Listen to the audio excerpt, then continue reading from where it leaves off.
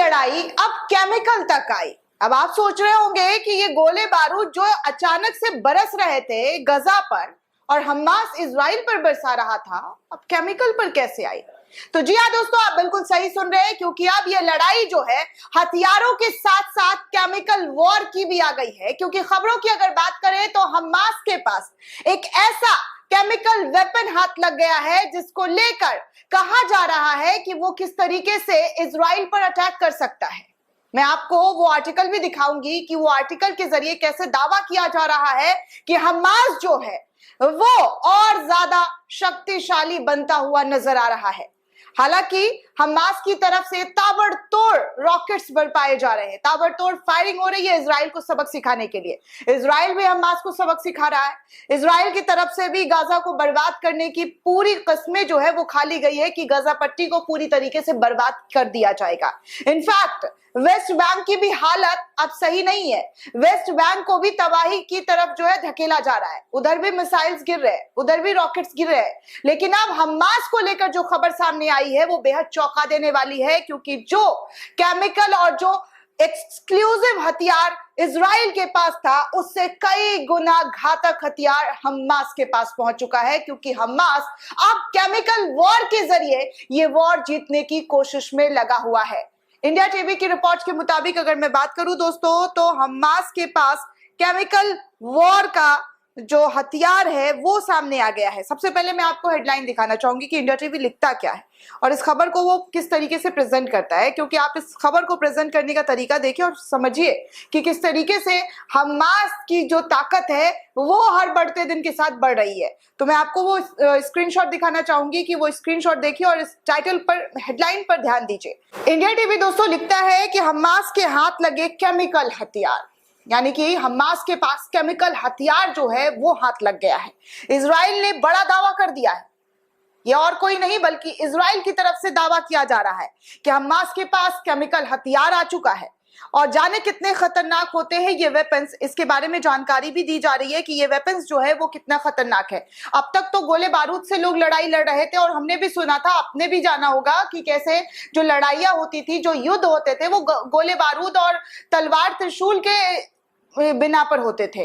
पहले राजा महाराजा गोले बारूद से लड़ाई लड़ते थे, तलवार से, त्रिशूल से लड़ते थे। लेकिन अब जो हाईटेक हम लोग बन रहे हैं, जो दुनिया हाईटेक हो रही है, इतनी ज्यादा मॉडर्नाइज हो रही है, तो उसमें अब वेपन्स के तौर पर केमिकल्स को भी इस्तेमाल किया जा रहा है। केमिकल्स को भी लोग अपना हथियार बनाते हुए दिखाई दे रहे हैं, जो कि इजराइल की तरफ से ये कहा जा रहा है कि वो हमास जो आतंकी संगठन है, जैसा कि इजराइल कहता है कि हमास जो है वो आईएसआई से घातक संगठन है, उस संगठन को वो तबाह कर देगा। लेकिन फिलहाल तबाह कौन किसको कर रहा है, क्योंकि हमास लगातार अपने हथियार को मॉडर्नाइज कर रहा है, अपने हथियार को किस तरीके से इस्तेमाल कर रहा है, जिसको देखकर इजराइल की सांसें फूल रही है। इजराइल के सैनिक जो है वो सख्ते में आ चुके हैं कि आखिर हमास कर क्या रहा है।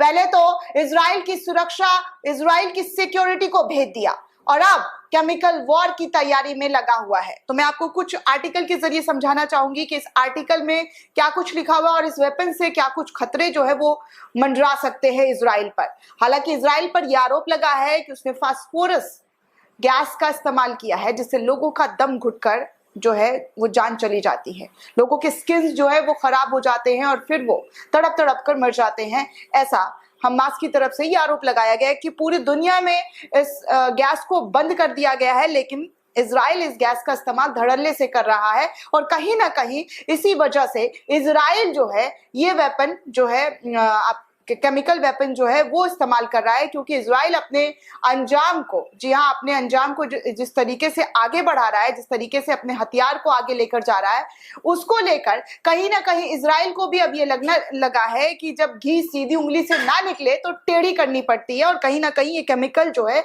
इस वजह से हमास की तरफ से इस्तेमाल करने की बात कही जा रही है और इजराइल इस पर आरोप लगा रहा है। तो सबसे पहले मैं आपको कुछ दिखाना चाहूंगी। इंडिया टीवी लिखता है कि इजराइल और हमास के बीच जोरदार संघर्ष जारी है। इजराइल ने गजा पट्टी पर जोरदार हमले कर दिए हैं। उधर हमास और लेबनान जो है, हिजबुल्ला और यमन के हुती विद्रोही लगातार इजराइल पर हमला कर रहे हैं।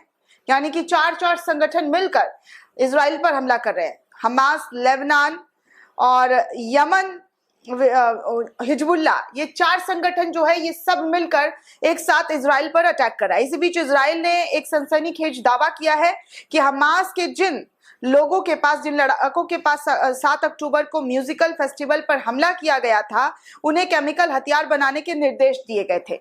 इजरायली सेना के अनुसार किबुतुस के म्यूजिक फेस्टिवल में अटैक करने के पीछे कुछ लोग जो हैं वो मारे गए थे, कुछ आतंकी मारे गए थे, ऐसा आरोप लगाया जा रहा है। उन आतंकियों की लाश को जब बारीकी से परीक्षण किया गया तो आतंकियों के पास से केमिकल हथियार बनाने का सामान बरामद हुआ है। इसे देखकर इजरायली सेना के होश उड़ गए हैं कि आखिर इतना घातक वेपन्स वो लेकर कहां से आ रहा है। आतंकियों से मिले सामान में साइनाइड भी शामिल है, ऐसा इजराइल दावा कर रहा है और कह रहा है, इजराइल के राष्ट्रपति ने यह दावा किया है, बेहद चौंकाने वाला दावा, क्योंकि जब भी किसी को आतंकियों के हाथ खतरनाक हथियार लगे हैं तब उसका परिणाम बेहद बुरा हुआ है। इजरायली राष्ट्रपति ने एक और बड़ा खुलासा करते हुए कहा है कि इजराइल के आतंकियों की लाशों की जो परीक्षण हुई है उसमें यह खुलासा हुआ है कि ये जो केमिकल है उसको हथियार के तौर पर हमास ने अपने लिए फायदे के लिए, अपने फायदे के लिए इस्तेमाल किया है। तो इस तरीके से जो है ये तमाम चीजें निकलकर सामने आ रही है और कहा यह भी जा रहा है इजराइल की तरफ से कि ये जो है आईएसआई का कनेक्शन, इससे हमास का और आईएसआई का कनेक्शन जो है एक दूसरे से है। अब कौन कितना सच्चा है दोस्तों, ये तो सुरक्षा की बात है, सिक्योरिटी की बात है कि इसको आप जांच पड़ताल करें तब आपको पता चलेगा कि क्या आरोप ये सही है, क्योंकि इजराइल तो लगातार आरोप पर आरोप लगा रहा है। हॉस्पिटल्स में जो धमाका हुआ उससे इजराइल ने अपना पलड़ा झाड़ लिया, लेकिन पूरी दुनिया में यही कहा गया कि इजराइल की जो आदत है वो ऐसे ही लोगों को मारने की है, लोगों को इसी तरीके से निशाना बनाते हैं, लोगों पर इसी तरीके का अत्याचार कर रहे हैं। ऐसा पहली बार नहीं है, ये तो लड़ाई अब खुलकर हो रही है। 17 दिन हो गया है, कल 18 दिन हो जाएगा, ऐसे ही ये लंबा बढ़ता जाएगा। कब तक चलेगा इसके बारे में किसी को कोई पता नहीं है, लेकिन ये लड़ाई इससे पहले की है। इससे पहले भी फिलिस्तीनियों पर इजराइल की तरफ से जुल्म किया जा रहा था, बच्चों को मारा जा रहा था, बच्चों को निशाना बनाया जा रहा था, लोगों को गन पॉइंट पर रखा जा रहा था, नमाज पढ़ने नहीं दिया जा रहा था। तो ये जो लड़ाई है बहुत पहले की लड़ाई है। हाँ, अभी हाइप दिया जा रहा है, मिनिस्ट्री मीडिया, यहाँ पर भारतीय मीडिया की तरफ से बहुत ज्यादा हाइप दिया जा रहा है, जैसा कि आप सभी को पता है। लेकिन असलियत क्या है, सच्चाई क्या है, ये देश का हर एक नागरिक जानता है और देश का हर एक नागरिक फिलिस्तीनियों के साथ खड़ा है। इनफैक्ट भारत सरकार भी फिलिस्तीन के साथ खड़ी हुई नजर आई और जिस तरीके का हेल्प भारत से पहुंचा है ये बहुत बड़ी राहत की बात है और काबिले तारीफ भी है कि प्रधानमंत्री मोदी जो है वो हमेशा की तरह फिलिस्तीन के साथ खड़े रहे और उनके दुख में कंधे से कंधा मिलाकर उनको हर सहायता, हर मदद जो है पहुंचाने की कोशिश भारत की तरफ से की जा रही है। दोस्तों, इस पूरे रिपोर्ट को लेकर आप क्या सोचते हैं, आपकी क्या प्रतिक्रिया, हमें कमेंट करके जरूर बताइएगा। साथ ही साथ चैनल को सब्सक्राइब करना बिल्कुल भी ना भूलें।